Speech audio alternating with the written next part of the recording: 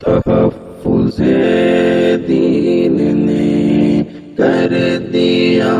ہے نام رقم، ذہن و دل کا گلستاں ہو رہا ہے اس سے نم۔ لا الہ الا اللہ، لا الہ۔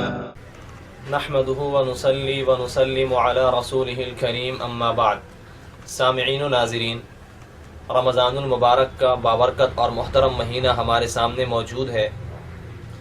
ہر مسلمان کی یہ چاہت ہوتی ہے کہ اس مہینے کو بہت احترام کے ساتھ گزارے، حتی الامکان کوئی غلطی صادر نہ ہو،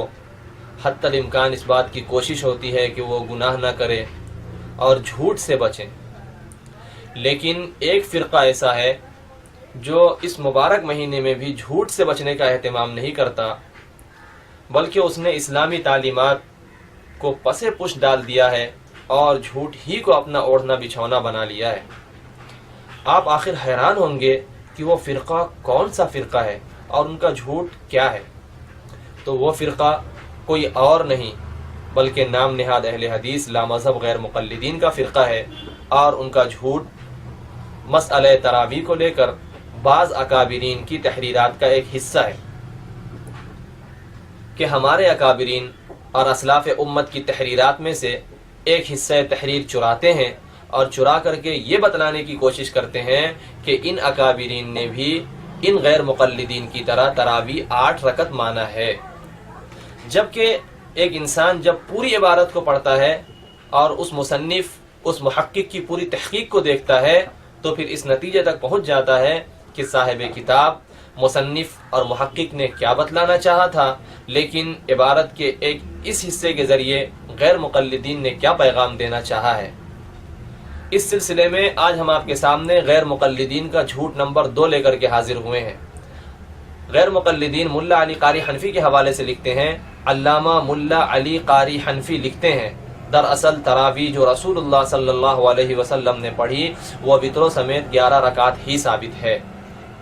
مرقات شرح مشکات کہ یہ عبارت ملا علی قاری حنفی کے سر لگا رہے ہیں، جبکہ آپ اصل کتاب کی طرف رجوع کریں۔ یہ کتاب ملا علی قاری حنفی کی مرقات المفاتیح شرح مشکات المصابیح جلد 3 صفحہ نمبر 345، یہاں پر انہوں نے علامہ ابن حمام حنفی کا قول نقل کیا ہے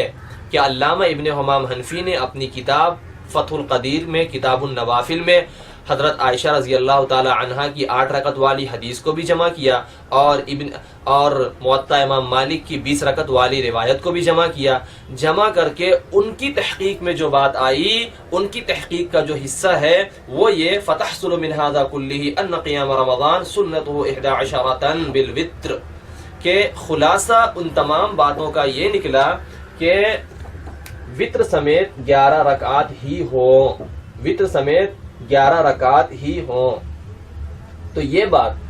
ملا علی قاری حنفی کی ہرگز نہیں، بلکہ یہ تو علامہ ابن حمام حنفی کی عبارت تھی جو انہوں نے درج کی۔ اب مسئلہ تراویح پر گفتگو کرتے ہوئے ملا علی قاری کا کیا ماننا ہے، ملا علی قاری کی تحقیق کیا ہے، تو اسی کتاب میں اس کے ایک صفحے آگے صفحہ نمبر 346 پر لکھا ہے، لیکن اجمع الصحابہ علی ان التراویح 20 رکعتا، لیکن اجمع الصحابہ علی ان التراویح 20 رکعتا۔ آپ نے ملاحظہ کر لیا کہ علامہ ابن حمام حنفی کی تحریر کو ملا علی قاری نے نقل کیا، لیکن ملا علی قاری کا نظریہ، ان کا موقف، ان کی تحقیق اور ان کا ماننا کیا ہے؟ تو ان کا ماننا یہی ہے کہ تراویح 20 رکعت ہے، اور کیوں نہ ہو جبکہ صحابہ کرام کی پاکیزہ جماعت کا اس پر اجماع ہے۔ تو صحابہ کرام کی پاکیزہ جماعت نے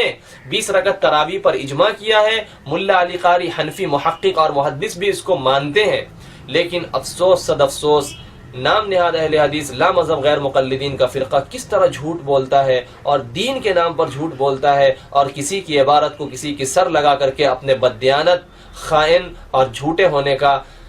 جھوٹے ہونے کا ثبوت پیش کرتا ہے اور اس بات کا کوئی احساس اور پاس و لحاظ نہیں رکھتا کہ اللہ رب العزت کا قرآن پکار کر کہتا ہے لعنت اللہ علی الکاذبین، تو رمضان جیسے مبارک اور محترم مہینے میں بھی اللہ رب العزت کے لعنت و عقاب کا یہ مستحق بن جاتا ہے۔ اللہ رب العزت پوری امت کی اس فتنے سے حفاظت فرمائے، آمین۔ وآخر دعوانا ان الحمد للہ رب العالمین۔ لا إله إلا الله لا إله إلا الله لا إله إلا الله